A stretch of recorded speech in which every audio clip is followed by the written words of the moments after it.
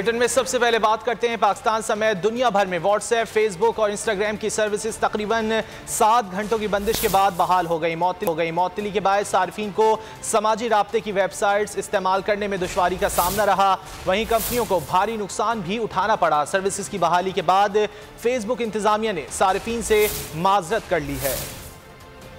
Facebook, Instagram, WhatsApp और messenger की बंदिश और बहाली पर मार्क ज़करबर्ग का बयान भी सामने आ गया। फेसबुक बानी मार्क ज़करबर्ग का कहना था कि सार्फिन की परेशानी के लिए माजरत खां है। लोगों से राब्ते के लिए पाकिस्तान समेत दुनिया भर में सोशल मीडिया सार्फिन को जहां शदीद परेशानी का सामना रहा, वहीं फेसबुक, व्हाट्सएप और इंस्टाग्राम को शदीद माली नुकसान का सामना करना पड़ा। फेसबुक के शेयर्स की कीमत 5.7% तक गिर गई। रूसी मीडिया ने दावा करते हुए कहा कि फेसबुक को हैकर्स ने हैक करने के बाद सार्फिन का डेटा फरोख्त के लिए पेश कर दिया है। सब्सक्राइब करें और बेल दबाएं ताकि कोई खबर रह न जाए।